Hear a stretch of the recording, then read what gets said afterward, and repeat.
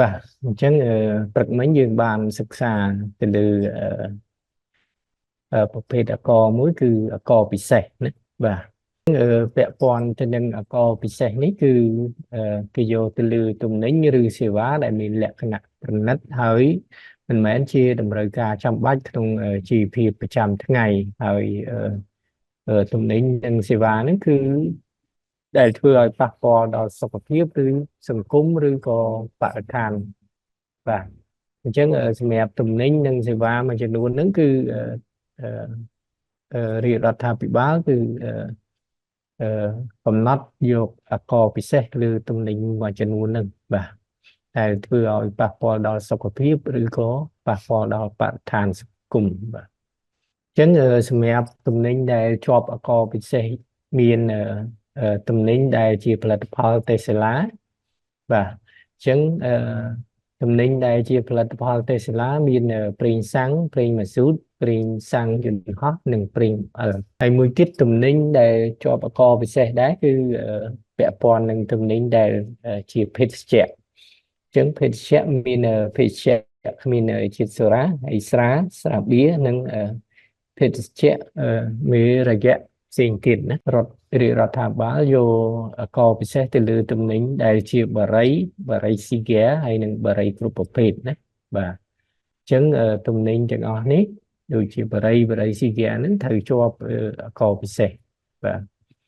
ហើយចំពោះគ្រឿងអេឡិចត្រូនិកក៏ត្រូវជាប់អក្សរពិសេសដែរហើយសម្រាប់ទូចក្រយានយន្តក៏ត្រូវជាប់អក្សរពិសេសដែរហើយសម្រាប់រថយន្តណារថយន្តក៏ត្រូវជាប់អក្សរពិសេសដែរបាទហើយនឹងគ្រឿងបន្លាស់យានយន្តណាគ្រឿងបន្លាស់យានយន្តបាទក៏ត្រូវជាប់អក្សរពិសេសដែរហើយផលិតផលផ្លាស្ទិកណាផលិតផលផ្លាស្ទិកហ្នឹងក៏ត្រូវជាប់អក្សរពិសេសដែរហើយផលិតផលគ្រឿងសម្អាងក៏ត្រូវជាប់អក្សរពិសេសដែរហើយផលិតផលកញ្ចក់ជាគ្រឿងសំណង់ណាក៏ត្រូវជាប់អក្សរពិសេសដែរ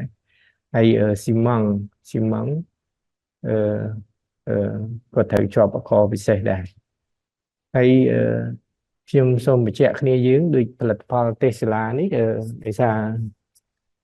បច្ចុប្បន្នយើងពុំទាន់មានការផលិតនៅឡើយទេអញ្ចឹងបើសិនជាមានការផលិតក្នុងស្រុកឬក៏អីអាហ្នឹងអាចទៅជាប់អក្សរពិសេសហើយប្រេងម៉ាស៊ូតឬក៏ប្រេងសាំងយន្តហោះឬក៏ប្រេងអំបិលណាបាទហើយបើស្រាបៀរអាហ្នឹងយើងនៅព្រះជាណាចក្រកម្ពុជានៅប្រទេសយើងហ្នឹងគឺមានការផលិតហើយមានស្រាបៀរបាទហើយនឹងភេសជ្ជៈគ្មានជាតិសូរ៉ាដូចជាទឹកក្រូចអីគឺមានការផលិតអញ្ចឹងប្រភេទទំនិញទាំងអស់ហ្នឹងត្រូវជាប់អក្សរពិសេសណាបាទបារីហើយបារីស៊ីហ្គាណាបារីក៏មានផលិតដែរហើយគ្រឿងអេឡិចត្រូនិកបាទគ្រឿងអេឡិចត្រូនិកត្រូវជាប់អក្សរពិសេសដែរហើយទូចក្រយានយន្តរថយន្តគ្រឿងបន្លាស់យានយន្តណាបាទផលិតផលផ្លាស្ទិកណាបាទហើយគ្រឿងសម្អាងផលិតផលគ្រឿងសម្អាងបាទហើយផលិតផលកញ្ចក់ណាជាគ្រឿងសំណង់ហើយស៊ីម៉ង់ក៏ត្រូវជាប់អក្សរពិសេសដែរហើយយើងក៏មានសេវាមួយចំនួនដែលត្រូវជាប់អក្សរពិសេសអញ្ចឹងមានសេវាទូរគមនាគមន៍ហើយបច្ចុប្បន្ននេះគឺជាប់ទៅលើសេវាទូរស័ព្ទណាអញ្ចឹងក្រុមហ៊ុនផ្គត់ផ្គង់សេវាទូរស័ព្ទហ្នឹងត្រូវគិតអក្សរពិសេសពីអតិថិជនហើយយកអក្សរពិសេសនោះមកបង់ជូនរដ្ឋបាលសាធារណពន្ធអញ្ចឹងក្រុមហ៊ុនទូរស័ព្ទមានក្រុមហ៊ុន Cellcard ក្រុមហ៊ុន Smart Medphone អីហ្នឹងបាទអញ្ចឹងពេលដែលគាត់ឆាចសេវាទូរស័ព្ទអីហ្នឹងគឺត្រូវតែគិតអក្សរពិសេសណាបាទហើយសេវាដឹកជញ្ជូនអ្នកដំណើរតាមផ្លូវអាកាសណាបាទអានេះសម្បត្តិយន្តហោះសម្រាប់ក្រុមហ៊ុនអាកាសចរហើយគាត់លក់សម្បត្តិយន្តហោះអញ្ចឹងគាត់ត្រូវគិតអក្សរពិសេសបាទអក្សរពិសេសលើសេវាដឹកជញ្ជូនអ្នកដំណើរផ្លូវអាកាសហើយមួយទៀតសេវាលំហែកំសាន្តសេវាលំហែកំសាន្តនេះក៏ជាប់អក្សរពិសេសដែរបាទហើយសេវាលំហែកំសាន្តនេះគឺសំខាន់គឺមានជាសេវាដូចជាមានការប្រគំតន្ត្រីឬក៏ចាក់ ភ្លេងសម្ដែងឈុតឆាកឬក៏កាយវិការអីហ្នឹងបាទហើយមានជាលក្ខណៈការ៉ាអូខេ discotheque អីហ្នឹងគឺត្រូវជាប់អកពិសេសលើសេវាលំហែកំសាន្តណាហើយសេវាមួយចំនួនទៀតដូចជាសេវាម៉ាស្សាសេវាប្រណាំងរថយន្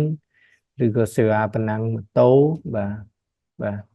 ប្រណាំងម៉ូតូ snooker bowling ឬក៏ game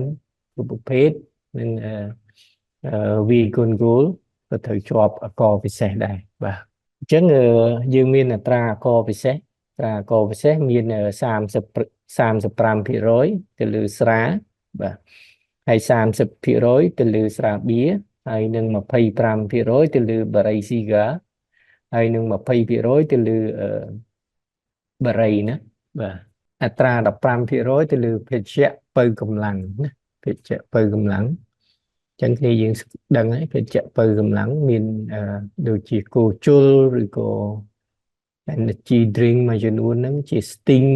បាទ Sting ក៏បើកម្លាំងឬក៏ខារបាវដែលមានលក្ខណៈជាបើកម្លាំងហ្នឹងអាហ្នឹងត្រូវជាប់នឹងអត្រា15%សម្រាប់អកពិសេសឬទំនិញប្រភេទភេសជ្ជៈទាំងអស់ហ្នឹងណាហើយមួយទៀតជាប់អត្រា5%សម្រាប់តែភេសជ្ជៈដែលគ្មានជាតិសូរ៉ាមួយចំនួនទេបាទដូចជាភេសជ្ជៈបន្ថែមជាតិទឹកដោះគោដែលឆ្លងកាត់កម្ដៅអុលត្រាខ្ពស់ណាដូចជាទឹកសណ្តែកភេសជ្ជៈមានមូលដ្ឋានពីទឹកដូងបាទភេសជ្ជៈមានមូលដ្ឋានពីកាហ្វេឬភេសជ្ជៈបន្ថែមរសជាតិកាហ្វេណាបាទហើយភេសជ្ជៈគ្មានឧស្ម័នសម្រាប់ពិសាភ្លាមដោយពុំចាំបាច់ពង្រាវណាបាទហើយមានអត្រា10%សម្រាប់ទៅលើភេសជ្ជៈបាទក្រៅពីភេសជ្ជៈខាងលើហ្នឹងគឺត្រូវជាប់អត្រា10%អញ្ចឹងមានទឹកក្រូចមានអីហ្នឹងបាទទឹកក្រូចទឹកផ្លែឈើអីហ្នឹងបាទជាប់អត្រា10%ណាបាទហើយមួយទៀតសម្រាប់ផលិតផលផ្លាស្ទិកផលិតផលផ្លាស្ទិកនេះគឺត្រូវជាប់កពិសេសអត្រា10%ហើយសម្រាប់ស៊ីម៉ង់សម្រាប់ស៊ីម៉ង់នេះគឺត្រូវជាប់អត្រាកពិសេស5%ហើយសម្រាប់សេវាដឹកជញ្ជូនអ្នកដំណើរតាមផ្លូវអាកាសនេះត្រូវជាប់អត្រា10%តែបច្ចុប្បន្ននេះគឺអនុវត្តតាមអត្រា5%សិនរហូតដល់ឆ្នាំ2027នេះទើបអនុវត្តអាចអនុវត្ត5%ដដែលឬក៏10%ឬក៏អាចមានការកែសម្រួលអត្រាតាមស្ថានភាពជាក់ស្ដែងហើយមួយទៀតសេវាលំហែកំសាន្តគឺជាប់ក្នុងអត្រា10%ណាបាទហើយមួយទៀតសេវាលើទូរស័ព្ទនេះគឺជាប់អត្រា3%អញ្ចឹងយើងក៏បានសិក្សាពាក់ព័ន្ធទៅនឹងមូលដ្ឋានគិតអកពិសេសណាអញ្ចឹងមូលដ្ឋានគិតអកពិសេសគឺយកតម្លៃដែលកត់ត្រានៅលើវិក័យប័ត្រគុណនឹង90%ហើយគុណនឹង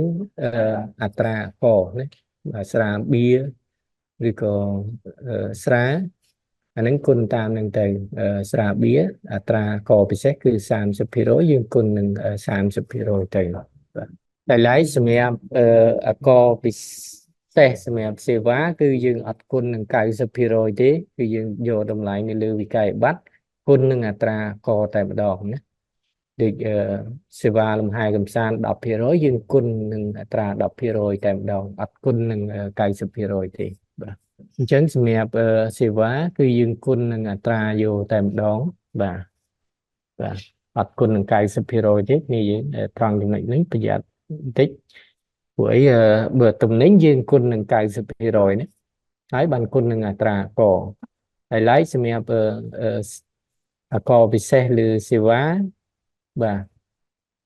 គុណនឹងអត្រាយកតែម្ដងបាទអញ្ចឹងយើងដឹងហើយសេវាដែលត្រូវជាប់អកពិសេសយើងមានសេវាលំហែកំសាន្តសេវាទូរស័ព្ទហើយនិងសេវាអ្នកដំណើរតាមផ្លូវអាកាសណាបាទអញ្ចឹងក៏យើងបានសិក្សាពីរបៀបគណនាអកពិសេសណាអកពិសេសយើងបានធ្វើការរបៀបគណនាអកពិសេសទៅលើប្រភេទទំនិញស្រា បាទគ្នាយើងឃើញខ្ញុំ share screen ដែរពាក់ព័ន្ធនឹងសេចក្តីណែនាំស្តីពីវិធីគណនាប្រាក់អាកររបស់សហគ្រាសផលិតផលជាប់អាករពិសេសក្នុងស្រុកបាទទទួលបានទេឃើញអញ្ចឹងយើងមានរបៀបគិតពីរបៀបទី1អញ្ចឹងយើងមានរបៀបគណនាពីរបៀបទី1បើសិនជាតម្លៃនៅលើវិក័យប័ត្រហ្នឹងគឺมันរួមអាករហើយនឹងតម្លៃនៅលើវិក័យប័ត្រហ្នឹងរួមអាករអញ្ចឹងគ្នាយើងអាចមើលរបៀបគណនាតាមហ្នឹងទៅបាទដូចគ្នាទេបាទខ្ញុំចង់បញ្ជាក់គ្នាយើងតិចកន្លែងអាករសម្រាប់បំភ្លឺសាធារណៈនេះអត្រាអាករពីមុន3%តែបច្ចុប្បន្ននេះបដូរមក5%វិញហើយបាទនេះត្រង់ចំណុចនេះដោយសារនេះសេចក្តីណែនាំនេះអនុវត្តអត្រា3%នៅឡើយទេអត់ទាន់បានដូរណាបាទតែបច្ចុប្បន្ននេះឲ្យអនុវត្តតាមអត្រា5%នេះបាទបាទអញ្ចឹងមានរបៀបគណនាបាទរបៀបរកអាករពិសេសហ្នឹងបាទតែត្រូវធ្វើមិនណាបាទអញ្ចឹងព្រឹកមិញយើងបានគណនាទៅលើទំនិញដែលជាស្រាបាទរកអាករពិសេសលើទំនិញដែលជាស្រាឥឡូវយើងមកពិនិត្យមើលទាំងអស់គ្នាពាក់ព័ន្ធទៅនឹងការគណនាអាករពិសេសលើស្រាបៀរវិញបាទអញ្ចឹងឧទាហរណ៍រោងចក្រផលិតស្រាបៀរមួយទទួលចំណូល$2 លានចំណូលហ្នឹងគឺมันរួមអាករគ្រប់ប្រភេទទេបាទអញ្ចឹងរបៀបគណនាគឺទី1យើងស្រាបៀរចំណូលណាអញ្ចឹងចំណូល$2 លាននេះគឺมันរួមអាករតម្លៃมันរួមអាករណាអញ្ចឹងដើម្បីគណនាមូលដ្ឋានគិតអាករពិសេសគឺយើងយកតម្លៃមិនរួមអាករ$2 លាននេះយកមកគុណនឹង90%ណាបាទយកមកគុណនឹង90%បាទអញ្ចឹងយើងឃើញមូលដ្ឋានគិតអាករពិសេសណាមូលដ្ឋានគិតអាករពិសេសហើយបន្ទាប់មកដោយសារស្រាបៀរនេះគឺអនុវត្តអត្រា30%សម្រាប់អាករពិសេសគឺ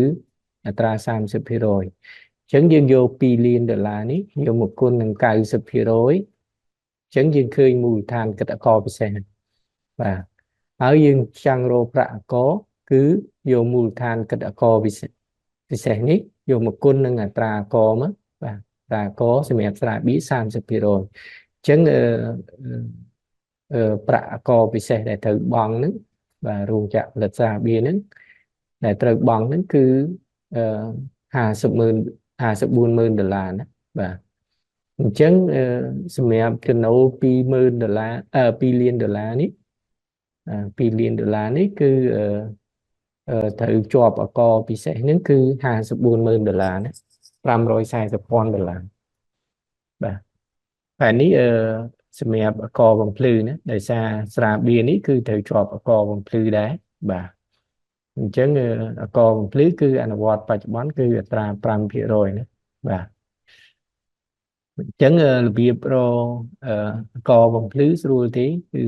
ទី1យើង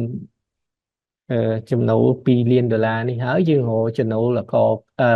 ប្រាក់អាករពិសេសនេះអាករពិសេសនេះឃើញហើយបូកបញ្ចូលគ្នាមកហើយបានយក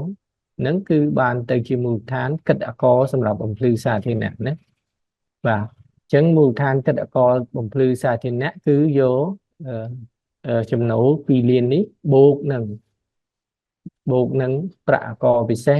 $54,000នេះមកបាទហើយឃើញប្រមាណជាមូលដ្ឋានសម្រាប់គិតអាករបំភ្លឺសាធារណៈ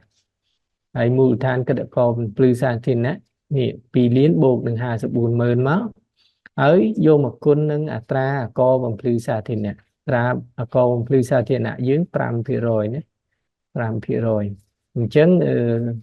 សម្រាប់ប្រាក់អាករបំភ្លឺសាធារណៈគឺ$127,000រៀលណា$127,000ណាបាទអញ្ចឹងរកអាករលើតម្លៃបន្ថែមអញ្ចឹងរកអាករលើតម្លៃបន្ថែមគឺយកចំណូល បាទចំណូលដែលទទួលបានហ្នឹងចំណូលមិនរួមអកហ្នឹងបូកនឹងអកផ្សេងបាទបូកនឹងអកផ្សេងយកមកគុណនឹងអត្រាអកលើតម្លៃបន្ថែមអ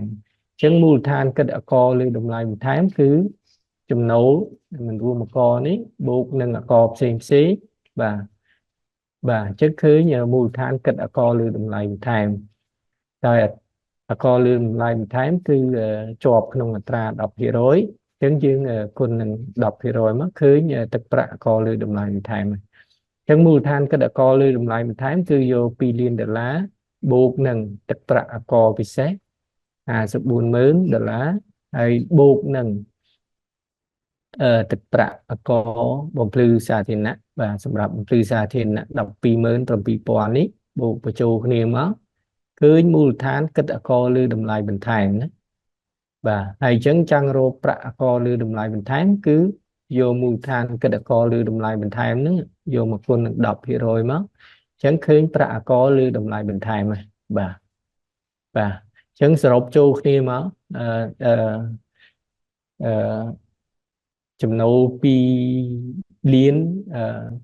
$2,933,700នេះបានន័យថាចំណូលរួមទាំងអកណា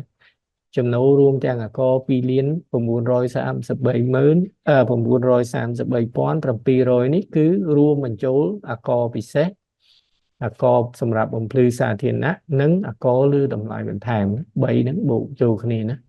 ទី2បាទវិធីទី2នេះគេឲ្យសមត្ថកម្មចំណូលហ្នឹងរួមអកគ្រប់ប្រភេទណាបាទរោងចក្រស្រាបៀរទទួលចំណូល$2,933,700ណាបានន័យថារួមអកគ្រប់ប្រភេទណាអញ្ចឹងដូចទីហោមួយមិញហ្នឹងគឺ$2,933,700នេះគឺបានន័យថាចំណូលហ្នឹងគឺរួមអកគ្រប់ប្រភេទហ្នឹងគឺមានអកពិសេសអកសម្រាប់បំភ្លឺសាធារណៈនិងអកលើតម្លៃបន្ថែមណាបាទឥឡូវគេឲ្យសមត្ថកម្មថាចំណូលនេះគឺ$2,933,700នេះគឺរួមអកគ្រប់ប្រភេទអញ្ចឹងតើយើងត្រូវរកមូលដ្ឋានគិតអកពិសេសហ្នឹងរករបៀបម៉េចណាហើយប្រាក់អកពិសេសហ្នឹងត្រូវរករបៀបម៉េចបាទអញ្ចឹងទី1ដើម្បីរកមូលដ្ឋានគិតអកពិសេសហើយនឹងប្រាក់អកពិសេសគឺយើងត្រូវរកមូលដ្ឋានគិតអកលើតម្លៃបន្ថែមសិនណាបាទអញ្ចឹងមូលដ្ឋានគិតអកលើតម្លៃបន្ថែមគឺយើងយកចំណូល$2,933,700ហ្នឹង$200ហ្នឹងចែកនឹង1.1ណាបាទអញ្ចឹងយើងឃើញ$2,667,000បាទ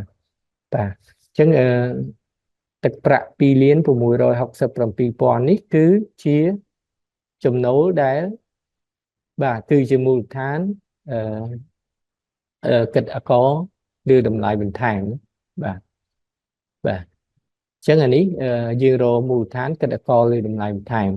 អញ្ចឹងដើម្បីរកប្រាក់អកលើតម្លៃបន្ថែមគឺយើងយកមូលដ្ឋានគិតអកលើតម្លៃបន្ថែមនេះគុណនឹង0.1បាទគុណនឹង0.1ឬក៏10%នេះអញ្ចឹងយើងឃើញទឹកប្រាក់អកលើតម្លៃបន្ថែមគឺ$266,700ណាបាទតបមកបានយើងពិនិត្យរកមូលដ្ឋានគិតអកសម្រាប់បំភ្លឺសាធារណៈបាទអញ្ចឹងមូលដ្ឋានគិតអកបំភ្លឺសាធារណៈទី1គឺយើងត្រូវដកអកលើតម្លៃបន្ថែមចេញហើយនឹងដកអកសម្រាប់បំភ្លឺសាធារណៈចេញខ្លួនឯងដែរណាដើម្បីរកមូលដ្ឋានគិតអកសម្រាប់បំភ្លឺសាធារណៈអញ្ចឹងយើងរកមូលដ្ឋានគិតអកលើតម្លៃបន្ថែមរួចហើយបាទអញ្ចឹងដើម្បីរកមូលដ្ឋានគិតអកសម្រាប់បំភ្លឺសាធារណៈអញ្ចឹងយើងត្រូវដកអកបំភ្លឺសាធារណៈខ្លួនឯងចេញសិនអញ្ចឹងយើងយកមូលដ្ឋានគិតអកលើតម្លៃបន្ថែមនេះបាទយកមកចែកនឹង1.05ណាបាទ1.05នេះគឺ5%ណាបាទ ចឹងយើងឃើញមូលដ្ឋានគិតអកសម្រាប់បំភ្លឺសាធារណៈគឺ2,540,000 ណាអញ្ចឹងឃើញមូលដ្ឋានសម្រាប់គិតអកសម្រាប់បំភ្លឺសាធារណៈឃើញ2,540,000 ណាអញ្ចឹងរប្រាក់អកសម្រាប់បំភ្លឺសាធារណៈយើងយកមូលដ្ឋានគិតអកសម្រាប់បំភ្លឺសាធារណៈគុណនឹងអត្រាអកណាអត្រាអកសម្រាប់បំភ្លឺសាធារណៈគឺ5% ណាបាទអញ្ចឹងយើងយកមូលដ្ឋានយកមកគុណមក2,540,000 គុណនឹង5% 0.05 ណាបាទអញ្ចឹងយើងឃើញប្រាក់អកសម្រាប់បំភ្លឺសាធារណៈហ្នឹងគឺ127,000 បាទដុល្លារណាបាទអញ្ចឹងយើងរកប្រាក់អកសម្រាប់បំភ្លឺសាធារណៈឃើញ127,000 ណាបាទអញ្ចឹងយើងត្រូវរកមូលដ្ឋានគិតអកពិសេសអញ្ចឹងដើម្បីរកមូលដ្ឋានគិតអកពិសេសយើងត្រូវដកទី1ដកអកលើតម្លៃបន្ថែមចេញដកអកសម្រាប់បំភ្លឺសាធារណៈចេញហើយត្រូវដកនឹងអកពិសេសខ្លួនឯងចេញណាបាទអញ្ចឹងត្រូវដកអកពិសេសខ្លួនឯងចេញគឺឥឡូវយើងរកនេះយើងរកដល់មូលដ្ឋានគិតអកសម្រាប់បំភ្លឺសាធារណៈហើយយើងគិតដកនឹងអកពិសេសចេញទៅបាទអញ្ចឹងយើងយក2,540,000 នេះយកមកចែកនឹង1បូកនឹង 0.30 គុណនឹង 90% ណាបាទ 0.30 នេះដោយសារស្រាបៀរគឺអត្រាអកពិសេសគឺ 30% ណាបាទយើងយកគុណនឹង 0.30 តែបើសិនជាស្រាអានេះអត្រាអកវា 35% យើងគិតតាមនឹងទៅណាដូរវាតាមនឹងទៅអញ្ចឹងអានេះទៅជា 0.35 ហើយបើសិនជាស្រាតែបើស្រាបៀរគឺអត្រាអកវាតែ 30% ទេអញ្ចឹងយើងគុណនឹងបាទ 0.30 គុណនឹង 90% ណាបាទអញ្ចឹងអានេះគឺមូលដ្ឋានពុំជាប់អកពិសេសណាបាទ2លាននេះបាទអញ្ចឹងដើម្បីរកមូលដ្ឋានគិតអកពិសេសគឺយើងយក2លាននេះយកមកគុណ 90% សិនណាបាទគុណ 90% សិនអញ្ចឹងយើងឃើញមូលដ្ឋានគិតអកពិសេសនេះគឺ1,800,000 ណាបាទ1,800,000 បាទអញ្ចឹងយើងរកអកពិសេសដែលត្រូវបង់បាទអកពិសេសដែលត្រូវបង់គឺ1,800,000 គុណនឹងអត្រាអកត្រាអកសម្រាប់ស្រាបៀរនេះគឺ 30% ណាអញ្ចឹងយើងគុណមក 30% ស្មើនឹង 0.3 នេះអញ្ចឹងឃើញប្រាក់អកពិសេសដែលត្រូវបង់ហ្នឹងបាទ540,000 ដុល្លារណាបាទអញ្ចឹងគ្នាយើងតនេះថងហ្នឹងអាឡូតនេះនេះយើងរបៀបកណនីដូចគ្នាទេអាឡូតន់លោកគ្រូបាទតនេះណា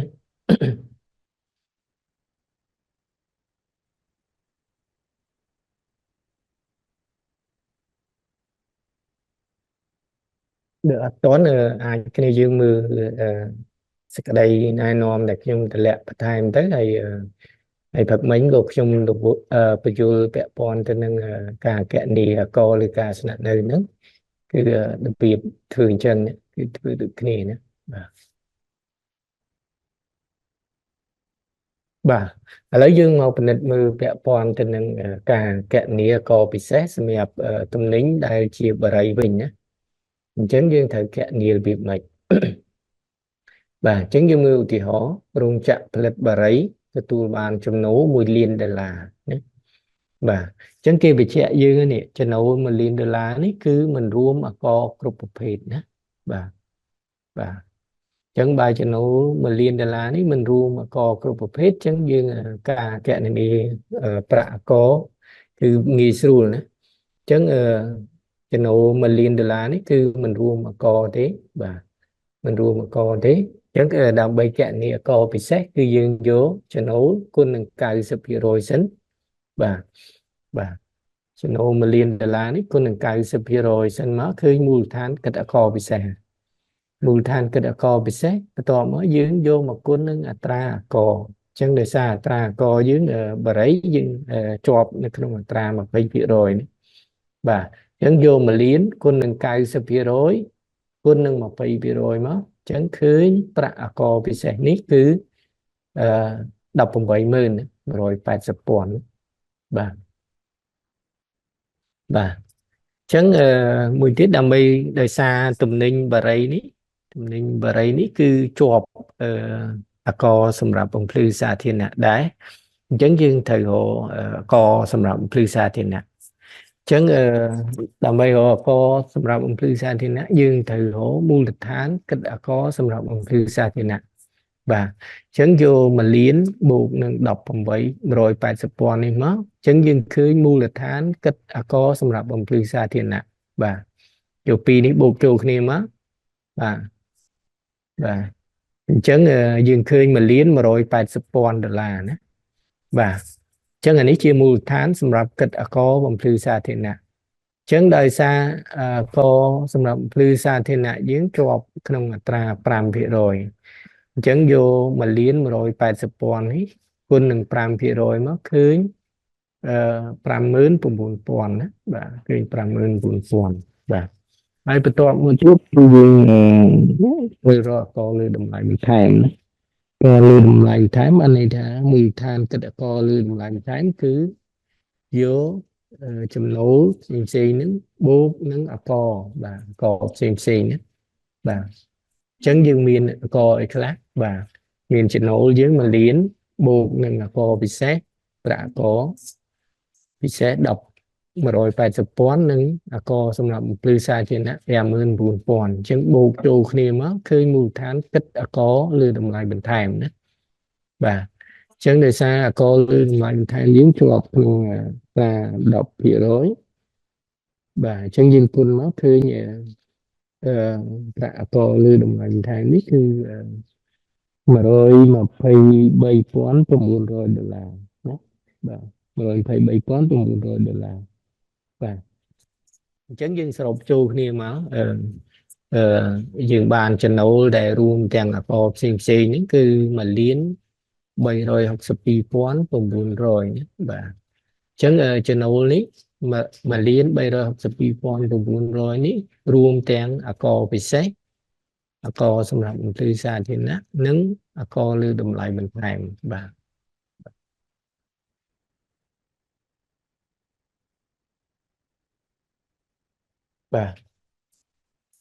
chẳng dừng mưa xem em ưu tiên họ thì phí và hay vị trí sạch thì phí nữa trong cái đồng cạn này đây khi ao xem mặt cam máu chùm nấu và chùm nấu thì lật họ bà ấy mà liên bay rồi học sập pi toán cùng buồn rồi và chẳng khi về trẻ diễn ra chùm nấu ní cứ chùm nấu ruộng tèn ở cò bà này đang viên ở cò bị xé miền ở cò xong là từ xa trên nát nứng ở cò lưu đụng lại bên thèm nữa và chẳng dương thử chạy ní rồi mùi than cái co bị xét hay nâng bạ co bị xét dương thử chạy ní dần đụng này thì muối dương thử ổ mùi than cái co lưu đụng lại bên thèm sừng nhé chẳng dương vô mà liến bay rồi học sập pi pón cùng buồn rồi ní vô mà cháy bằng mùi chịch mùi nhé chạy bằng mùi chịch mùi tới dương khơi mùi than cái co lưu đụng lại bên thèm cứ một liến pi rồi sam sập cùng buồn pón và chẳng dương rô bạ co lưu đụng lại bên thèm vì dương vô mùi than cái co lưu đụng lại bên thèm ní và mà liến pi rồi sam sập cùng buồn pón quân nâng tra có đọc hiểu rồi chẳng dừng quân mất khơi nhà mà rồi phải bay toán và buồn rồi và chừng anh ít bạ co lưu đâm lại mình thành và ai bị to mới dương thời ổ mùi than kết co xâm nhập bằng plư xa thiên nạ và chẳng mùi than kết co xâm nhập bằng plư xa thiên nạ và chẳng mùi than xâm nhập kết co bằng plư xa thiên nạ cứ thì mũi cứ tự dương thời đó co lưu đâm lại mình thành chánh ở những đó có xâm nhập bằng plư xa thiên nạ chánh tiếp dương khứ nhà có xâm nhập mùi than kết có xâm nhập bằng plư xa thiên nạ chẳng dương khứ nhà đỏ những đỏ có lưu đâm lại mình thành chánh khứ nhà mà liến pi rồi sam sầm buồn pon này chẳng người dương đó có sầm rập từ xa thiên nạ tranh máu và chẳng dương vô mà liến pi rồi sam sầm buồn pon cháy đừng mũi chạy xuân phẳng chẳng dương khơi mù than sầm rập cất ở con từ xa thiên nạ cứ mùi liến mà rồi bạch sập pon và chẳng đầm bay rô pra có sầm rập ông từ xa thiên nạ cứ dương vô mà liến mà rồi bạch sập pon cún nâng tra có pram thị rối chẳng xuân trích xuân phẳng chẳng dương khơi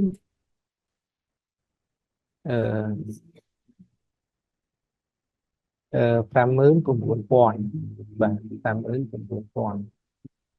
chẳng đầm bay rô mù than kết co bị sẻ chẳng đầm bay rô mù than kết co bị sẻ thì mũi dương thử đó co lưu đồng lại bị than chén đó nâng co sầm rạp ông tư xa thì nè chén hay đừng đó co bị sẻ luôn này chén nhé và chẳng dương vô mà và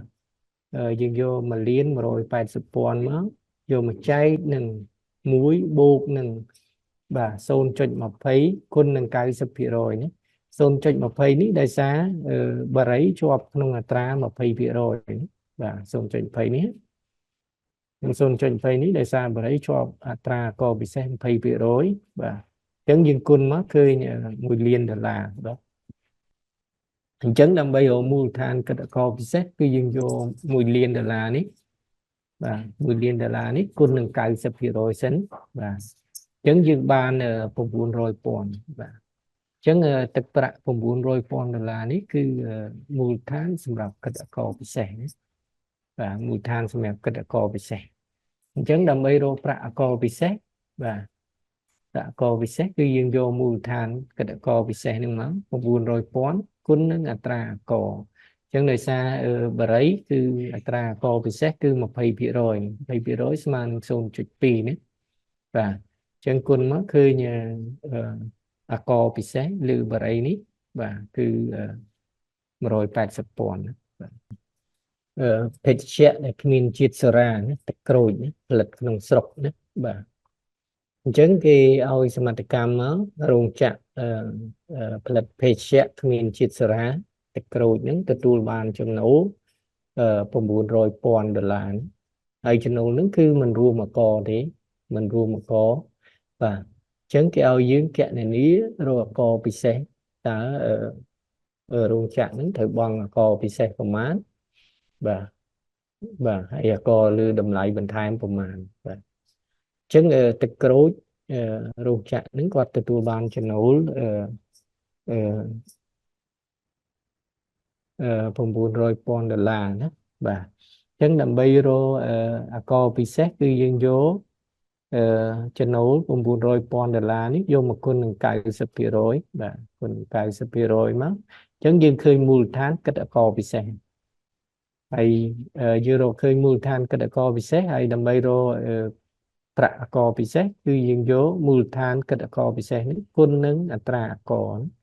hay sao tới cối chọp tra co bị xe cứ đọc rồi chẳng xem em tới cối ní co bị xe để thử bắn cứ không vậy mới mùi pòn đó và hay xem em có bùng tư xa thiên này cứ tật cối cứ mình men thử chụp có xem rộng tư xa thiên này kế chân xem em có bùng tư xa thiên này vô từ lừa xá mê ra dép hay nâng làm trụ nữa bảy mục nữa chẳng tật cối ní mình chưa cầm thấu này cả chọp có sầm rập từ xa thiên nạ tì chẳng cứ dương ạch kịch có sầm rập từ xa thiên nạ tí và thông cho này ní và ngày chẳng dương trăng rồi có lưu đồng lại bình thang đấy có lưu đồng lại bình tháng cứ dương vô chùm nô lý và phục buồn rồi pon ní bột nâng ở rạ co bị xẻ không 70 một pon ní và chẳng dương bàn phục buồn rồi phải sự mùi pon và sự chiều mùi tháng xem em cách có lưu đồng lại bình thang chẳng đời xa tra có lưu đồng lại bình thang đọc hiểu đối chẳng dương kẹt này niệmคือtập tra có lưu đồng lại bình thang ní cứ vùng buồn mới vùng bảy pon vừa rồi đợt là nữa và đã chẳng sập châu khi máu chẳng đồng lại luôn luôn mà có nó cứ 1លាន79,100 ណាបាទអញ្ចឹងតម្លៃរួមអកនេះគឺមានអីខ្លះមានអកពិសេសហើយនឹងអកលើតម្លៃបន្ថែមបាទអញ្ចឹងយើងមើលឧទាហរណ៍ទី2បាទអញ្ចឹងគេឲ្យសមត្ថកម្មមកយើងគឺរោងចក្រផលិតភេសជ្ជៈគ្មានជាតិសូរ៉ាទឹកក្រូចហ្នឹងទទួលបានចំណូល1,79,100 ណាបាទហើយគេបញ្ជាក់យើងហ្នឹងចំណូលនេះគឺរួមអកគ្រប់ប្រភេទណាបាទអញ្ចឹងយើងបានកណនានៅឧទាហរណ៍ទី1ហើយចំណូល1,79,100 នេះគឺមានអីគេមានអកពិសេសនិងអកលើតម្លៃបន្ថែមណាបាទមាននៅក្នុងហ្នឹងហើយបាទអញ្ចឹងដើម្បីយកមូលដ្ឋានកិត្តអកពិសេសនិងអកប្រាក់អកពិសេសយើងត្រូវធ្វើម៉េចបាទអញ្ចឹងទី1យើងរកមូលដ្ឋានកិត្តអកលើតម្លៃបន្ថែមសិនបាទអញ្ចឹងដើម្បីគណនាមូលដ្ឋានកិត្តអកលើតម្លៃបន្ថែមនេះគឺយើងយកចំណូលដែលរួមអកនេះ1,79,100នេះបាទដុល្លារនេះយកមកចែកនឹង 1.1 ណាអញ្ចឹងយើងឃើញមូលដ្ឋានកិត្តអកលើតម្លៃបន្ថែមគឺ981,000បាទ981,000ណាបាទអញ្ចឹងយើងរកប្រាក់អកលើតម្លៃបន្ថែមដែលត្រូវបង់អញ្ចឹងយើងយក981,000មកគុណនឹងអត្រាអក 10% ណាបាទ 0.1 អញ្ចឹងយើងឃើញប្រាក់អកលើតម្លៃបន្ថែម98,100 ដុល្លារបាទបាទអញ្ចឹងដើម្បីរកមូលដ្ឋានកិត្តអកលើមូលដ្ឋានកិត្តអកពិសេសអញ្ចឹងយើងត្រូវដកប្រាក់អកពិសេសនឹងចេញសិនណាអញ្ចឹងដើម្បីរកមូលដ្ឋានកិត្តអកពិសេសយើងត្រូវដកអកពិសេសនឹងចេញបាទបាទអញ្ចឹងយើងយក981,000នេះយកមកចែកនឹង1បូកនឹង 0.10 បាទគុណនឹង 90% 0.10 នេះដោយសារទឹកក្រូចជាប់ក្នុងអត្រា 10% បាទបានយើងគុណនឹង 0.10 បាទបាទទៅយើងឃើញ900,000ណាបាទ900,000អញ្ចឹងយើងបានមូលដ្ឋានកិត្តអកពិសេសសម្រាប់ទឹកក្រូចនេះបាទមូលដ្ឋានកិត្តអកពិសេសសម្រាប់ទឹកក្រូចនេះគឺយើងយកមកគុណនឹង 90% សិនបាទអញ្ចឹងយើងឃើញ810,000បាទ810,000អញ្ចឹងសម្រាប់ប្រាក់អកពិសេសឬទឹកក្រូចនេះយើងយក810,000នេះយកមកគុណនឹងអត្រាអក 10% ណាអញ្ចឹងយើងឃើញ81,000ណាបាទអញ្ចឹងយើងមើលទៅវិធីសាស្ត្រពីរនេះគឺទី1គឺគណៈឲ្យថាចំណូលនឹងមិនរួមអកហើយនឹងចំណូលនឹងរួមអកអញ្ចឹងយើងអាចគណនារកប្រាក់អកនឹងឃើញដូចគ្នាណាបាទបាទបាទអញ្ចឹងសមត្ថកម្មគេអាចឲ្យចំណូលនឹងរួមអកទៅអញ្ចឹងគេឲ្យយើងរកប្រាក់អកមកវិញបាទបាទហើយសមត្ថកម្មមួយទៀតគេបញ្ជាក់យើងថាចំណូលនឹងមិនរួមអកទេអញ្ចឹងយើងត្រូវធ្វើការគណនារកប្រាក់អកបាទ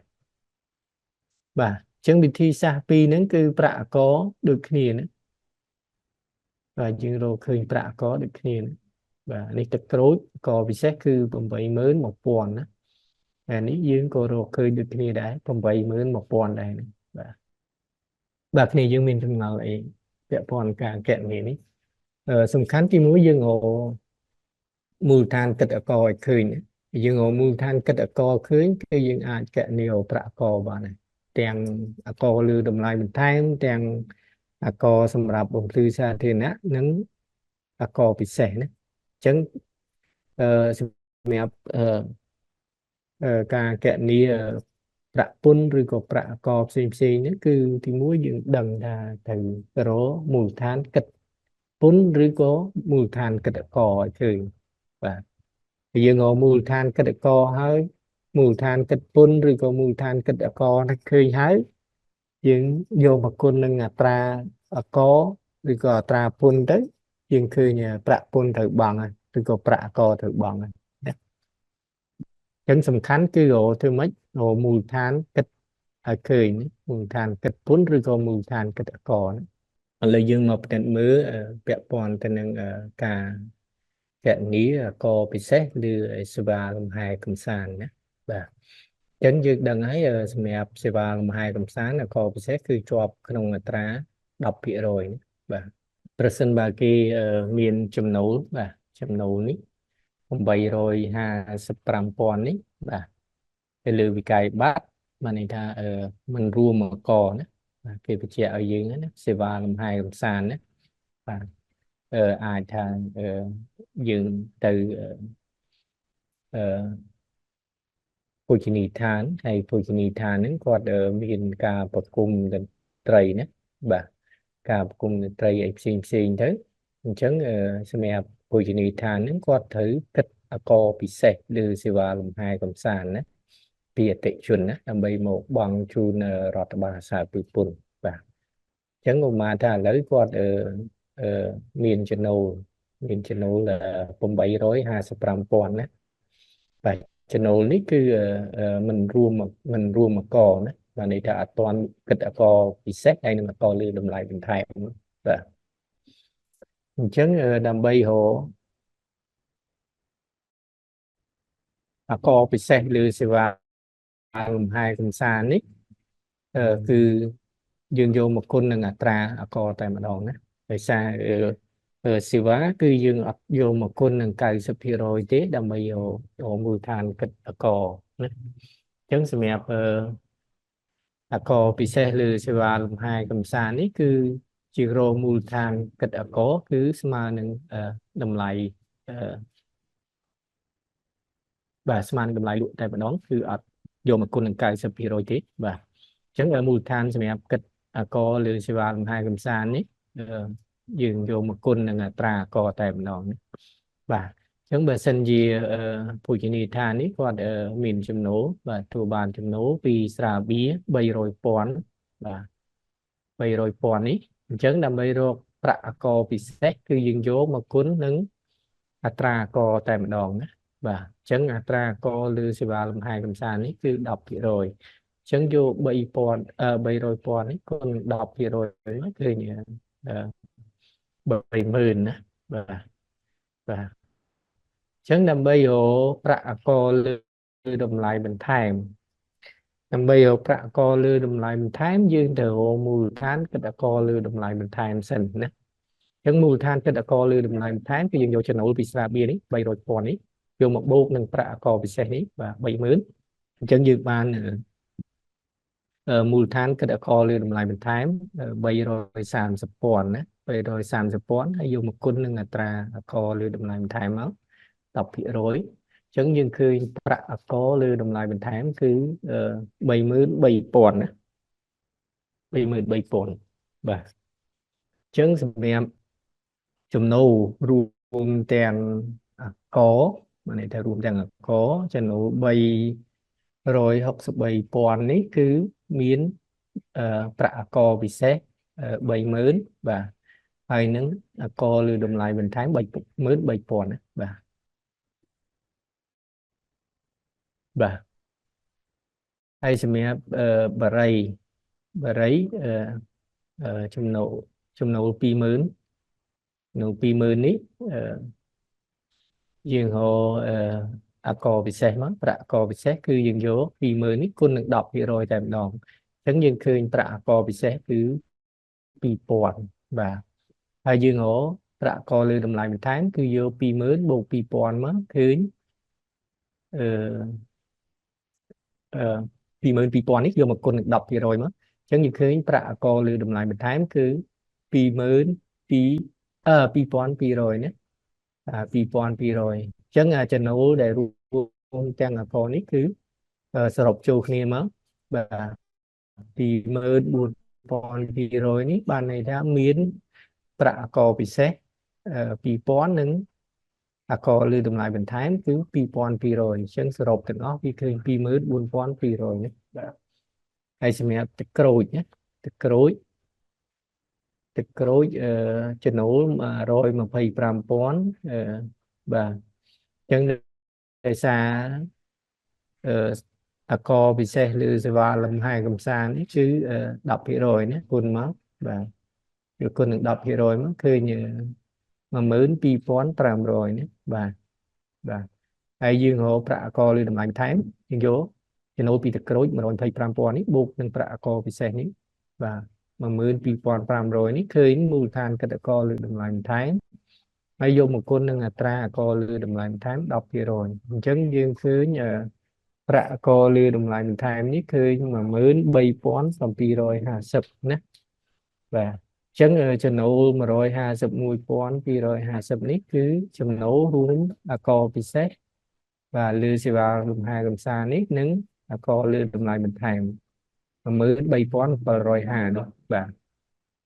ហើយមួយទៀតចំណូលពីម្ហូបអាហារណា400,000អញ្ចឹងយើងរកអកពិសេសមកអកពិសេស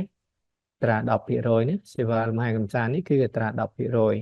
អញ្ចឹងយើងយក400,000នេះយកមកគុណនឹង10%មកឃើញអកពិសេសឬសេវាលំហែកំសាន្តនេះ40000ហើយយើងរកអកលើតម្លៃបន្ថែមគឺយក400,000បូកនឹង40,000នេះមកបាទឃើញមូលដ្ឋានគិតអកលើតម្លៃបន្ថែម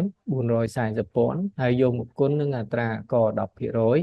ញ្ចឹងយើងឃើញប្រាក់អកលើតម្លៃបន្ថែម44000ណាបាទ44000បាទអញ្ចឹងតម្លៃរួមអកយើងសរុបចូលគ្នាមក484,000ណាបាទទឹកសុទ្ធ10000គុណនឹងអត្រាអកមកអកពិសេស10%អញ្ចឹងយើងឃើញ1000ណាហើយរកប្រាក់អកលើតម្លៃបន្ថែមយក10000បូក1000មកហើយយកមកគុណនឹងអត្រាអក10%មកគឺ1100ណាបាទអញ្ចឹងចំណូលតម្លៃរួមអកណាអញ្ចឹង12100នេះគឺរួមអកពិសេស1000អកលើតម្លៃបន្ថែម1100បាទអញ្ចឹងសម្រាប់ភោជនីយដ្ឋាននេះចំណូល855,000នេះត្រូវគិតអកពិសេសឬសេវាលំហែកំសាន្តពីអតិជន85500ហើយនឹងអកលើតម្លៃបន្ថែមពីអតិជន94050ណាបាទបាទតោះនេះគឺយើងថងចំណុចនេះហៅបាទតោះនេះគ្នាយើងទូលខ្ញុំបាននេះគ្នាយើងហៅបាននៅក្នុងតោះ ទូបានអកូន បាទហើយគេលោនិយាយទៅគេទូអត់លឺណាបាទ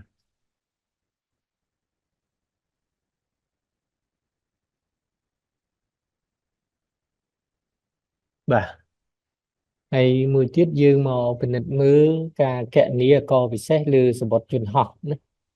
ម្បត្តិយន្តហោះបាទសម្បត្តិយន្តហោះគឺអត្រាអកពិសេស10%តែបច្ចុប្បន្ននេះគឺអនុវត្ត5%សិនណាបាទ5%សិនរហូតដល់ឆ្នាំ2027ណាបាទអញ្ចឹងបើសិនជាគេឲ្យសមត្ថកម្មមកសម្បត្តិយន្តហោះតម្លៃ800,000ណា800,000អញ្ចឹងដើម្បីកណនីអកពិសេសឬសម្បត្តិយន្តហោះនេះបាទដោយសារអត្រាអក5%អកពិសេសអញ្ចឹងយើងយក800,000នេះគុណនឹង5%តែម្ដងអញ្ចឹងយើងឃើញប្រាក់អកពិសេសនេះ40000ណាបាទអញ្ចឹងដោយសម្បត្តិយន្តហោះនេះគឺមិនជាប់ VAT ទេអញ្ចឹងយើងអត់រកប្រាក់អកលើតម្លៃបន្ថែមទេក្នុងចំណុចនេះណាដោយសារ VAT នេះលើកលែងសម្បត្តិយន្តហោះនេះអត់ជាប់ VAT ទេអញ្ចឹងយើងអត់រកទេអញ្ចឹងសម្បត្តិយន្តហោះនេះជាប់តែអកពិសេសទេបាទ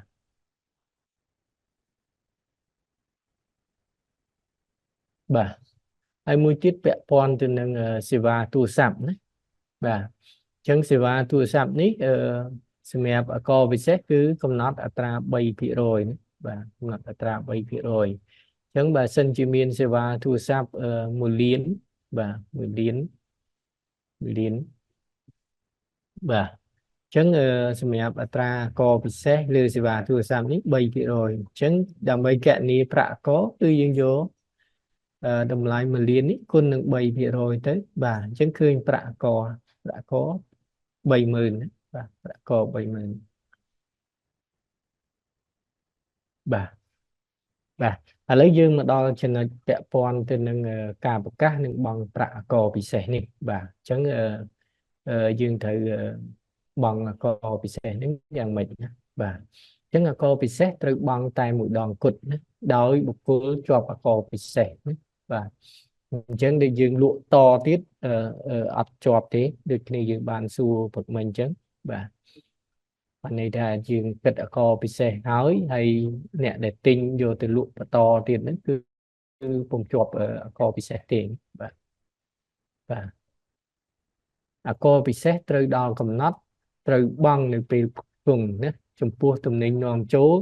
ត្រូវបានចាត់ទុកថាបានផ្គត់ផ្គង់នៅពេលត្រូវបាននាំចូលមកក្នុងតំបន់ត្រួតពិនិត្យគយក្នុងប្រជាជាតិកម្ពុជាណា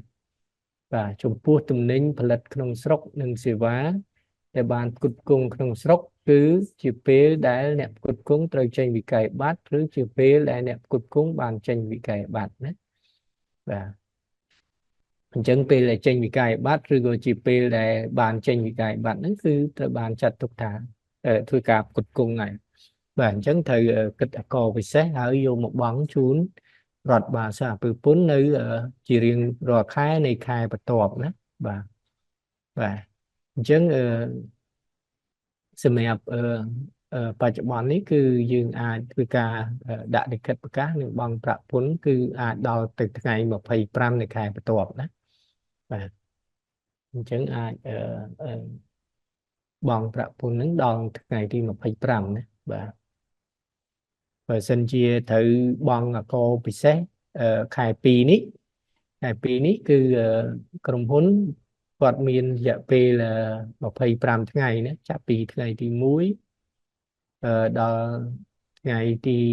25នៃខែមីនាណាគាត់អាចរៀបចំបង់អកពិសេសនោះសម្រាប់ខែ2បានណាបាទ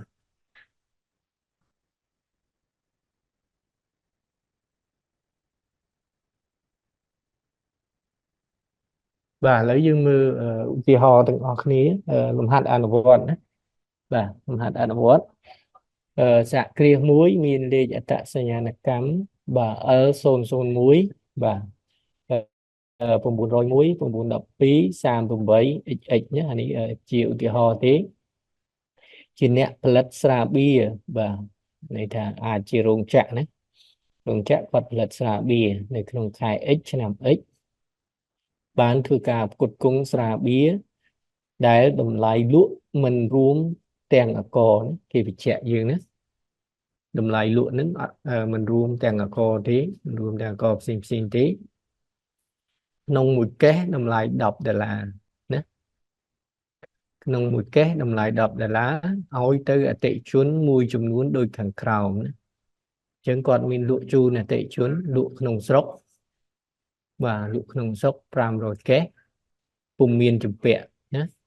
អានេះតែលក់ឲ្យបានលុយណាបាទធ្វើអំណោយណាធ្វើអំណោយ2500កេសឲ្យមិត្តភ័ក្តិបាទហើយលក់ជំពាក់បាទលក់ជំពាក់3500កេសនៅថ្ងៃទី22ក្នុងខែខាងលើណាបាទបាទអញ្ចឹងបានន័យថាគាត់លក់នៅក្នុងខែតែមួយទេបាទក្នុងខែលក់ជំពាក់ណា3500អញ្ចឹងគេឲ្យយើងចូលគណនាអកពិសេសបាទអញ្ចឹងគ្នាយើងគិតទីមើលថាត្រូវគណនាមិនណារកអកពិសេសណាតោះគ្នាយើងគណនានៅឃើញប៉ុន្មានអកពិសេសអូឃើញទេគ្នាយើងហៅឡូ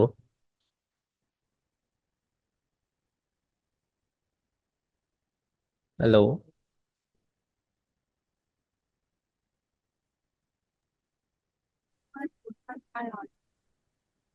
បាទលឺហ៎បាទហៅឡូលឺលោកគ្រូបាទ Chẳng dương mưa từng ọt nhé kệ nia dân mình nhé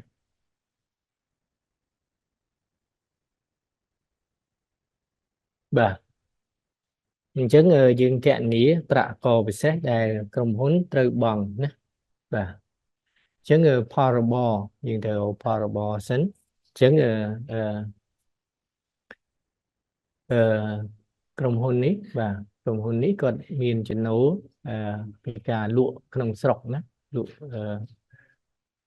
លក់ស្រាបៀរក្នុងស្រុកណាអញ្ចឹង500កេសបាទហើយធ្វើអំណោយ2500កេសលក់ជពាក់3500កេសណាបាទបាទអញ្ចឹងចំណូលហ្នឹងគឺសរុបទាំងអស់ណាបាទអញ្ចឹងលក់500កេសហើយចំណូលធ្វើអំណោយ2500កេសក៏ត្រូវយកមកគិតដែរបាទហើយមួយទៀតលក់ជពាក់3500កេសក៏ត្រូវយកមកគិតជាចំណូលដែរបាទត្រង់ចំណុចនេះអញ្ចឹងដោយសារសរុបទាំងអស់មកបាទចំណូលទាំងអស់បាទអញ្ចឹងមានលក់500កេសបូក2500កេសបាទធ្វើអំណោយនេះក៏ត្រូវគិតជាចំណូលដែរបាទតាមច្បាប់ស្តីសារពើពន្ធក៏ត្រូវគិតជាចំណូលណាហើយលក់ជាពាក់នេះបាទគិតជាចំណូលដែរអញ្ចឹងសរុបចូលគ្នាមកបាទ5000កេសបូក2500កេសបូកនឹង3500កេសណាអញ្ចឹងតម្លៃមួយកេស$10ណាតម្លៃមួយកេស$10អញ្ចឹងគុណមកឃើញ$110,000បាទ$110,000អញ្ចឹងយើងរកមូលដ្ឋានគិតអក្សរពិសេសអញ្ចឹងមូលដ្ឋានគិតអក្សរពិសេសគឺ110,000នេះយកមកគុណ90%សិនណាគុណ90%មកអញ្ចឹងយើងឃើញ99,000បាទ99,000អញ្ចឹងមូលដ្ឋានគិតអក្សរពិសេសនេះគឺ99,000បាទហើយយើងកណនីរកអក្សរពិសេសប្រាក់អក្សរពិសេសទៅបង់អញ្ចឹងដោយសារស្រាបៀរណាស្រាបៀរអត្រាអក្សរគឺ30%ណាអញ្ចឹងយើងមូលដ្ឋានឃើញហើយបាទមូលដ្ឋានអក្សរពិសេសនេះ99,000នេះឃើញហើយអញ្ចឹងយកមកគុណនឹងអត្រាអក្សរមកបាទគុណនឹងអត្រាអក្សរមកអញ្ចឹងយើងឃើញប្រាក់អក្សរពិសេសទៅបង់នេះ29,700បាទបាទអញ្ចឹងងាយស្រួលទេបាទបាទឥឡូវយើងមើលលំហាត់អនុវត្តទី2បាទលំហាត់ទី2គេថាភោជនីយដ្ឋានមួយមានប្រគំតន្ត្រីនិងទទួលបានចំណូលរួមអក្សរគ្រប់ប្រភេទក្នុងខែ X ដូចខាងក្រោមបាទបាទលក់ស្រាបៀរចំនួន3000បាទលក់ស្រាបៀរចំនួន$3000ហើយលក់បរិយចំនួន$1000លក់ទឹកក្រូចចំនួន$1000លក់ទឹកសុទ្ធចំនួន$2000លក់ម្ហូបអាហារចំនួន$4000តើភោជនីយដ្ឋានត្រូវបង់អក្សរពិសេសចំនួនប្រមាណបាទអញ្ចឹងដោយសារភោជនីយដ្ឋាននេះគាត់បើកគាត់មានរៀបចំជាប្រគំតន្ត្រីណាជាប្រគំតន្ត្រីអញ្ចឹងភោជនីយដ្ឋាននេះត្រូវជាប់អក្សរពិសេសលើសេវាលំហែកំសាន្តណាបាទបាទសេវាលំហែកំសាន្ត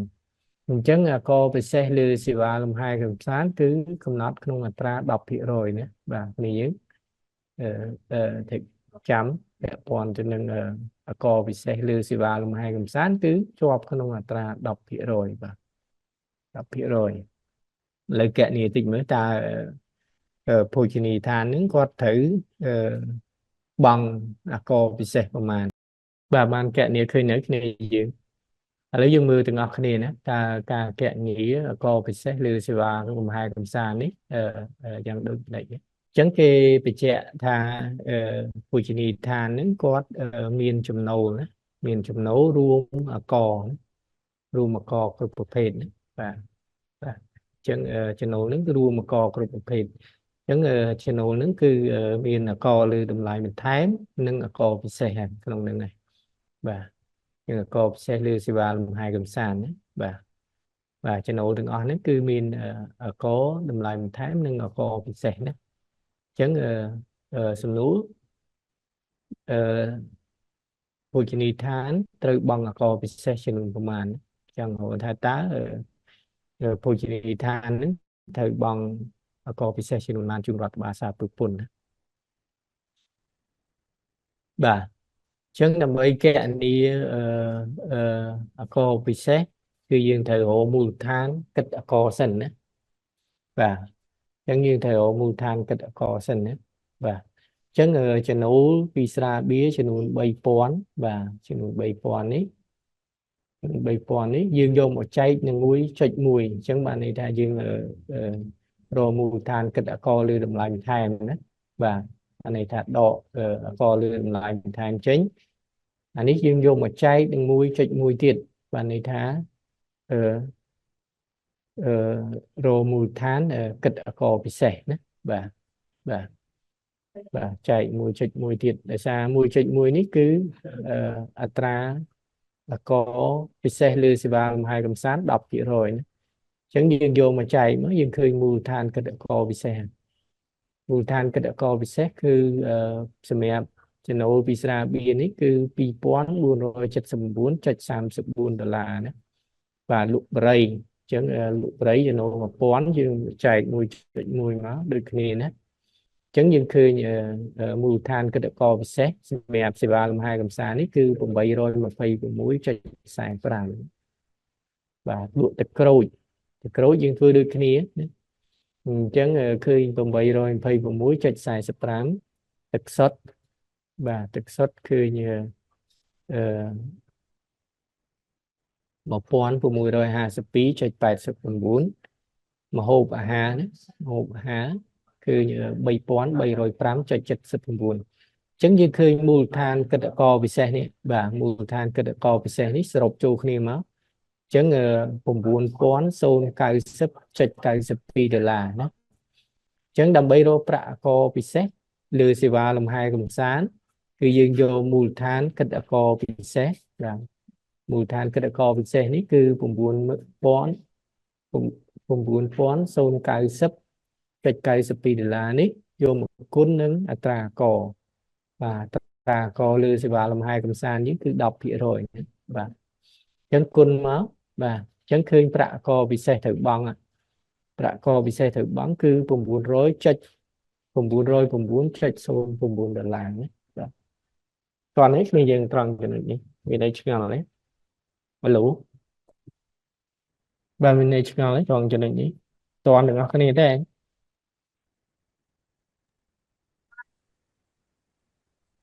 ហៅឡូ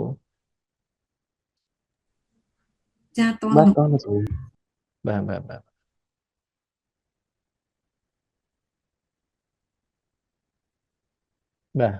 ឥឡូវយើងមើលបន្តទៀត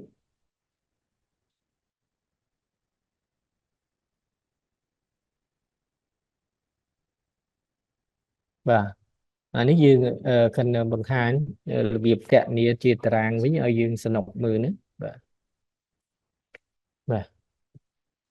អញ្ចឹងស្រួលទេដូចគ្នានេះថាចំណូលស្រាបៀរ3000យើងរកមូលដ្ឋានគិតអកលើតម្លៃបន្ថែមគឺយក 3000 ហ្នឹងចែក 1.1 មកបាទគឺមូលដ្ឋានគិតអកលើតម្លៃបន្ថែមយកមកគុណនឹងអត្រាអកលើតម្លៃបន្ថែម 10% មកអញ្ចឹងយើងឃើញប្រាក់អកលើតម្លៃបន្ថែមនេះ 272.73 ណាបាទហើយយើងរកអកពិសេសទី1យើងឃើញមូលដ្ឋានគិតអកលើតម្លៃបន្ថែមហើយត្រូវដកអកពិសេសខ្លួនឯងចេញសិនបាទអញ្ចឹងយើងឃើញមូលដ្ឋានគិតអកពិសេសបាទអញ្ចឹងយក 3000 នេះយកមកចែក 1.1 បាទហើយយកមកចែក 1.1 ទៀតបាទហើយគុណនឹងអត្រាអកពិសេសលើសេវាលំហែកំសាន្តនេះ 10% បាទអញ្ចឹងយើងឃើញ 247.93 សម្រាប់អកពិសេសណាឃើញដូចគ្នាណាបាទអញ្ចឹងធ្វើដូចគ្នាមកបាទធ្វើដូចគ្នាមកបាទអញ្ចឹងយើងរកឃើញអកលើតម្លៃបន្ថែម 1000 ហើយអកពិសេស 909.9 ណាគឺដូចគ្នាណាបាទ 909.09 ណាអកពិសេស លឺសេវាលំហែកំសាន្តនេះគឺ909.04បាទឃើញចម្លើយដូចគ្នាណាបាទលំហាត់មួយទៀតសហគ្រាសមួយជាអ្នកជាប់ពន្ធធំបាននាំចូលនៅផលិតផលមួយចំនួនពីបរទេសមកលក់ក្នុងទីផ្សារបាទន័យថានាំចូលផលិតផលមកលក់ក្នុងទីផ្សារណាបាទនៃប្រទេសកម្ពុជាព្រមទាំងបានផលិតខ្លួនឯងនៅផលិតផលទាំងនោះសម្រាប់លក់លើទីផ្សារក្នុងស្រុកនិងនាំចេញផងដែរណាបាទអញ្ចឹងបាននៃក្រុមហ៊ុនគាត់នាំចូលមកនាំចូលផលិតផលហើយបន្ទាប់មកគាត់ក៏មានផលិតខ្លួនឯងបាទគាត់ក៏មានផលិតខ្លួនឯងហើយបន្ទាប់មកគាត់ក៏នាំចេញទៅលក់នៅទីផ្សារក្រៅស្រុកដែរណាបាទអញ្ចឹងសកម្មភាពអាជីវកម្មគាត់នាំចូលផលិតផលផងហើយគាត់ផលិតផលខ្លួនឯងផងហើយគាត់ក៏នាំចេញផលិតផលដែរណាបាទអញ្ចឹងក្នុងខែមេសាឆ្នាំ2024សហគ្រាសទទួលបានចំណូលពីការលក់បាទចំណូលនេះគឺការលក់រួមអករគ្រប់ប្រភេទណាបាទអញ្ចឹងចំណូលហ្នឹងគឺរួមអករគ្រប់ប្រភេទបាទអញ្ចឹងលក់ស្រាបៀរដែលជាផលិតផលក្នុងស្រុកណាបាទលក់ស្រាបៀរដែលជាផលិតផលក្នុងស្រុកណាលក់ស្រាបៀរដែលជាផលិតផលនាំចូលណាបាទអានេះស្រាបៀរនេះគាត់ផលិតខ្លួនគាត់ណាបាទហើយគាត់លក់ណាបាទហើយស្រាបៀរនេះគាត់នាំចូលមកយកមកលក់ណាបាទនាំចូលយកមកលក់បាទលក់ទឹកផ្លែឈើដែលជាផលិតផលនាំចូលបាទអញ្ចឹងគាត់នាំចូលទឹកផ្លែឈើដែរបាទនាំចូលផលិតផលទឹកផ្លែឈើហើយបន្ទាប់មកនាំចេញស្រាបៀរដែលជាផលិតផលក្នុងស្រុកបាទអញ្ចឹងគេឲ្យយើងចូលគណនាអករពិសេសដែលសហគ្រាសត្រូវបង់បាទអញ្ចឹងយើងត្រូវធ្វើម៉េច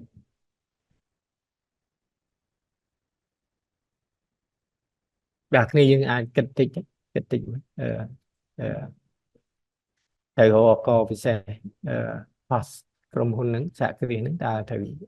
បង់អករពិសេសប្រមាណបាទតោះគ្នាយើងមើលតើក្រុមហ៊ុននេះគាត់ទីមួយគាត់នាំចូលផលិតផលផងហើយគាត់ផលិតខ្លួនឯងផងហើយបន្ទាប់មកគាត់ក៏នាំចេញទៅលក់នៅក្រៅប្រទេសដែរអញ្ចឹងនិតមើលតើ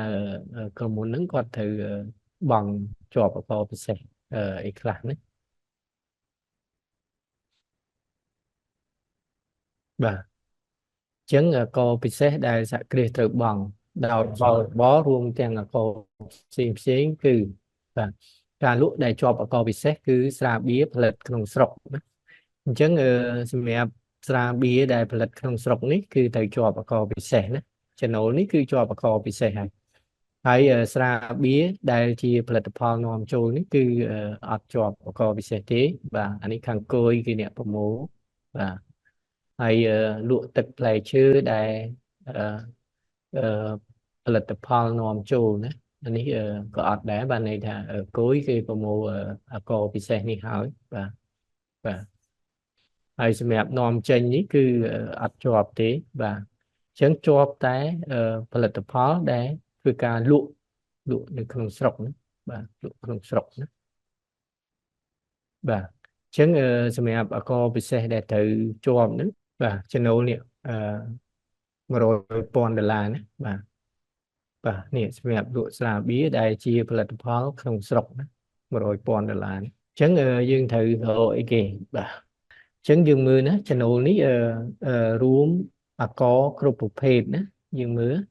នោះរួមអករគ្រប់ប្រភេទអញ្ចឹងដើម្បីរកមូលដ្ឋានគិតអករពិសេសគឺទី1យើងត្រូវដកអករលើតម្លៃបន្ថែមចេញបន្ទាប់មកដកអករសម្រាប់បំភ្លឺសាធារណៈចេញហើយបន្ទាប់មកយើង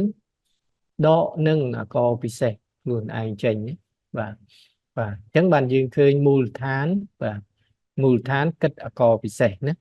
បាទអញ្ចឹងតនេះគ្នាយើងអាកន្លែងចែកនឹង 10% នេះគឺបានន័យថាយើងដកអកលើតម្លៃបន្ថែមចេញណាបាទបាទបាទហើយ105% នេះគឺយើងដកអកសម្រាប់បំភ្លឺសាធារណៈចេញណាបាទហើយចែក1 បូក 90% គុណនឹង 30% នេះគឺដកអកពិសេសខ្លួនឯងចេញបាទអញ្ចឹងដកចេញហើយបានយើងយកមកគណនាមកយើងឃើញអឺ68173.30 នេះជាតម្លៃជាប់អកពិសេសណាបាទបាទហើយមុននឹងគណនាកពិសេសយើងត្រូវមូលដ្ឋានគិតអកសិនណាអញ្ចឹងដើម្បីរកប្រាក់កយើងត្រូវយកមកគុណនឹង 90% សិនណាបាទបាទអញ្ចឹងយើងយកមកគុណ 90% សិន 68173.3 នេះយកមកគុណនឹង 90% សិនបាទអញ្ចឹងយើងឃើញ$61355.97 ណាបាទអញ្ចឹងដោយសារស្រាបៀរយើងជាប់ក្នុងអត្រា 30% បាទស្រាបៀរជាប់ក្នុងអត្រា 30% អញ្ចឹងរកប្រាក់កពិសេសដែលត្រូវបង់ហ្នឹងគឺយកមូលដ្ឋានគិតអកពិសេសនេះបាទ 61355.97 នេះយកមកគុណនឹង 30% មកអញ្ចឹងយើងឃើញប្រាក់អកពិសេសដែលត្រូវបង់គឺ 18406.8 អញ្ចឹងសំខាន់ទី1គឺយើងត្រូវរកមូលដ្ឋានគិតអកពិសេសឃើញបាទ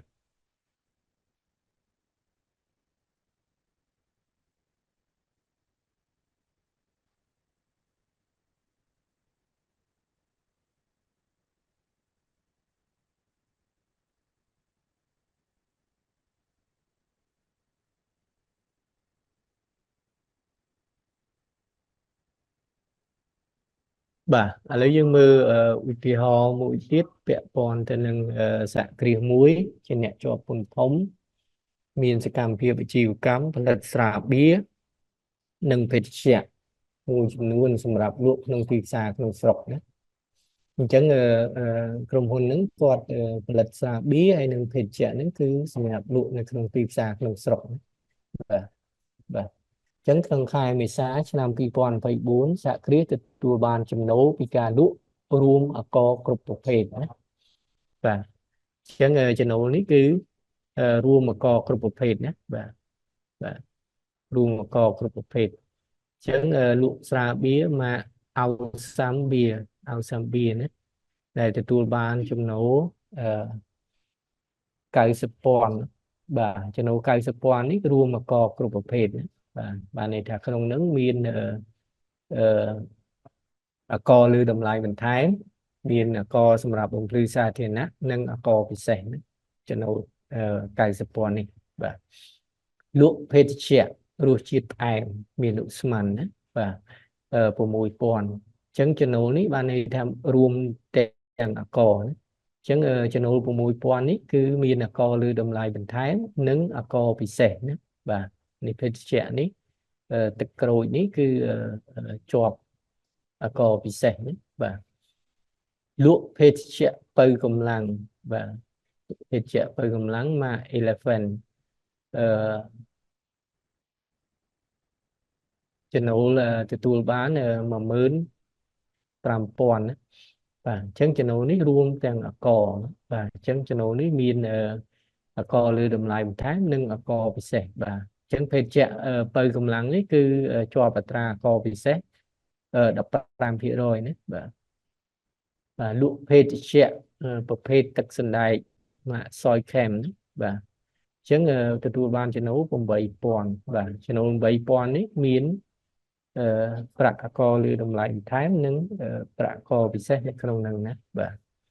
អញ្ចឹងគេឲ្យយើងចូលគណនាអកពិសេសដែលត្រូវបង់បាទឥឡូវយើងពិនិត្យមើលតើអកពិសេសដែលត្រូវបង់ហ្នឹងប្រមាណណាតោះនេះយើងអូឃើញហ្នឹងក្រុមហ៊ុនហ្នឹងត្រូវបង់អកពិសេសប្រមាណបាទឥឡូវមើលសម្រាប់អកពិសេសលើស្រាបៀរនេះ kẹt nia khơi mán cái này dừng buổi chia khơi mán có xe lư sra bia này chẳng dừng ở kẹt nia có xe để thử bằng đấy chẳng sra bia và chẳng còn một những quạt lụa sra bia mà hậu sầm bia để chùm nấu ru mà có tại sập toàn đấy chẳng đầm bay vô có bị xét thời thương mệnh đó và chẳng tìm muối dân thời ổ và vì thi sinh đó và theo vì thi sinh mà chẳng đầm bay ổ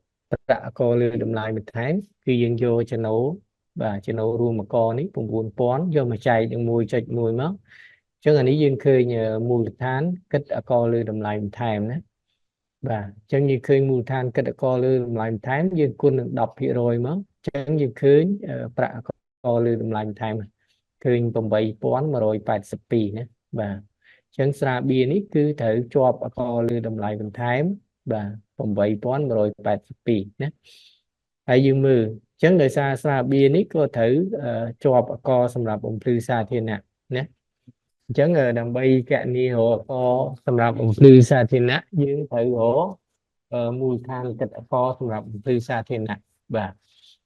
chẳng đầm bay hổ mùi than kết có สำหรับองค์พลือซาเทียนนะอยู่จนูmà này thayจนูรูmà có ní vô mà cháy mùi chạch muối và bà này thả độ có lưu đầm lại một time tránh ai bị tọa mốt đó nâng có bông thư xa thiên ạ tránh và chạy mùi chạch xuân pram mất và chứng cần sau ông nước dương khơi nhờ mùi tháng xem em kịch có xongรับbông thư xa thiên ạ và chứng dương khơi mùi tháng xem em kịch có xongรับthư xa thiên ạ háo vô một con nâng ra có xongรับthư xa thiên ạ đểแต่ละก็สำหรับปริศาเทียนะนี่คือปรามเพียรอยนะยังยิงคนมั้งฉันเคยประก็สำหรับองค์ปริศาเทียนะนี่คือใบป้อนผมใบร้อยไก่สปมุยนะแบบใบป้อนผมใบร้อยไก่สปมุยแล้วยังมารอก็พิเศษแบบฉันรอก็พิเศษที่ถึงไหมแบบฉันทำใบโยก็พิเศษยังthời hộมูลฐานกิจก็พิเศษนะ có mùi than kết có bị sạch và chẳng dương miên cho nó dương ở vùng buôn pón chẳng dương thời độ có lượng lành than chính bạn này đó bạn này đã dừng chạy mùi chịch muối ấy toàn nó dừng độ nứng có xongรับbồng thư xa thiên hạ chính bạn này đã dừng chạy đừng mùi chịch sùn pram ai bị toàn nó độ nứng có bị sạch luôn anh chính và có bị sạch luôn ấy cứ trai rụt muốn muối bột nứng và cài sập phía rối côn nứng và côn nứng atra co mà để xa xa bía atra co bị xét cứ sam sập phía rồi này và chấm vô một côn nứng sam sập phía rồi này o phía rồi ní cứ sam sập phía rồi chấm cần sau ní cứ mình cho co bị xét nữa và chẳng đầm bây giờ mùi than kết co bị xét cứ dương vô mà con đừng cài sập hiện rồi sần con đừng cài sập hiện rồi hãy cứ mùi than kết co bị xét nữa và sau ní cứ mùi than kết co bị xét mẹ sẽ bia đứng hãy vô một con đừng tra có sẽ biết cứ sam sập hiện rồi nữa và chẳng con đất khơi và chẳng khơi nhờ có sẽ mẹ sẽ bia đứng cứ mà mướn của mùi pón pram rồi học sự của mùi nữa và ai lụ hết sẽ mà friend lại cho có và của mùi pón mình chẳng dương hổ có lưu làm lại một tháng vừa chạy nhưng mùi chạy mùi máu và quân đọc vậy rồi nó cứ có lưu làm lại một tháng pram rồi sai dập pram nữa pram rồi sai dập pram và nếu dương rồi có bị xét lưu phết chuyện nữa và phết chuyện chẳng tra có bị xét viết cứ đọc hiện rồi nữa phết chuyện những brand này đọc hiện rồi và chẳng dương cái đồ châu nó chuyện này mất khơi có bị xét ní cứ buôn rồi $50 nữa và ហើយភេទជ្ជៈបើកម្លាំងបាទភេទជ្ជៈបើកម្លាំងដែលមានចំណូល15000ណាអញ្ចឹងយើងរកប្រាក់អកលើតម្លៃបន្ថែមបាទប្រាក់អកលើតម្លៃបន្ថែមគឺយករកមូលដ្ឋានគិតអកលើតម្លៃបន្ថែមយកចំណូលនឹងចែកនឹង1.1មកបាទអញ្ចឹងឃើញមូលដ្ឋានគិតអកលើតម្លៃបន្ថែមហើយយកមកគុណនឹងអត្រា10%បាទអត្រាអកលើតម្លៃបន្ថែម10%អញ្ចឹងគុណមកឃើញ$1364ណាបាទបាទអញ្ចឹងដោយសារភេទជ្ជៈបើកម្លាំងនេះគឺអត់ជាប់អកសម្រាប់បំភ្លឺសាធារណៈទេបាទអញ្ចឹងយើងអត់គិតអកសម្រាប់បំភ្លឺសាធារណៈទេបាទតែវាជាប់នឹងអកពិសេសបាទជាប់អកពិសេសអញ្ចឹងអកពិសេសនេះគឺសម្រាប់ភេទជ្ជៈបើកម្លាំងគឺអត្រា15%បាទអញ្ចឹងយើងជំនួសចូលរូបមន្តមកកណនាមកគឺអកពិសេសលើភេទជ្ជៈបើកម្លាំងនេះគឺ$1622បាទ$1622បាទហើយលក់ភេទជ្ជៈទឹកសដែកម៉ាក់សយខេមណាបាទហើយចំណូលទទួលបានគឺ$8000ណាបាទអញ្ចឹងយើងអាចរកប្រាក់អកលើតម្លៃបន្ថែមប្រាក់អកលើតម្លៃបន្ថែមគឺយើងយកចំណូលហ្នឹងបាទ8000នេះយកមកចែកនឹង1.1មកអញ្ចឹងយើងឃើញមូលដ្ឋានគិតអកលើតម្លៃបន្ថែមណាបាទមូលដ្ឋានគិតអកលើតម្លៃបន្ថែមយកមកគុណនឹងអត្រាអក10%អញ្ចឹងយើងឃើញប្រាក់អកលើតម្លៃបន្ថែមនេះ727បាទ$727ណាបាទហើយដោយសារទឹកសដែងនេះគឺអត់ជាប់អកសម្រាប់បំភ្លឺសាធារណៈទេបាទអញ្ចឹងយើងអត់គិតទេបាទតែជាប់អកពិសេសជាប់អកពិសេសអញ្ចឹងយើងកណនាអកពិសេសលើភេទជ្ជៈទឹកសដែងនេះមកបាទទឹកសដែងនេះជាប់អត្រា5%ណាបាទ5%កណនាមកយើងឃើញ$313បាទបាទអញ្ចឹងយើងសរុបមកបានន័យថាចំណូលរួមអកនេះចំណូលដែលក្រុមហ៊ុននឹងគាត់បានលក់ហ្នឹងគឺក្នុងនោះគាត់ត្រូវគិតអកលើតម្លៃបន្ថែមមកបង់ជូនរដ្ឋបាលសារពាពន្ធគឺ$1818ហើយអកសម្រាប់បំភ្លឺសាធារណៈតែ$3896ទេហើយក្នុងនោះក៏មានអកពិសេស$18952អញ្ចឹងក្រុមហ៊ុនហ្នឹងគាត់ត្រូវបង់មានអកលើតម្លៃបន្ថែមអកសម្រាប់ភ្លឺសាធារណៈហើយនឹងអកពិសេសនេះបាទហ្នឹងតែយើងចេះរបៀបកណនាមូលដ្ឋានគិតអកឃើញស្រួលទេអត់ពិបាកទេបាទយើងធ្វើម៉េចឲ្យដឹងថាមូលដ្ឋានគិតអកហ្នឹងប្រមាណបាទហើយយកមកគុណនឹងអត្រាអកទៅឃើញប្រាក់អកអញ្ចឹងមេរៀនសម្រាប់អកពិសេសនេះគឺចប់ត្រឹមហ្នឹងបាទមានចម្ងល់អីអាចសួរបន្ថែមបាទអញ្ចឹងកពិសេសនេះគឺយកលើទំនិញនិងសេវាមួយចំនួនទេបាទអត់យកទាំងអស់ទេยังមានសេវាដែលត្រូវជាប់បានបានត្រូវគិតអកពិសេសនេះហើយមួយទៀតសម្រាប់អត្រាអកគឺគិតអាស្រ័យទៅលើទំនិញនិងសេវាមួយណាបាទអញ្ចឹងសម្រាប់ស្រាទៅយកអត្រា35%ណាហើយសម្រាប់ស្រាបៀរគឺអត្រាអកពិសេស30%អញ្ចឹងវាអត្រាវាទៅតាមមុខទំនិញណាបាទហើយបារីស៊ីហ្គានេះគឺ25%ហើយនឹងបារីគឺ20%ណាបាទភេទជ្ជៈបើកម្លាំងគឺ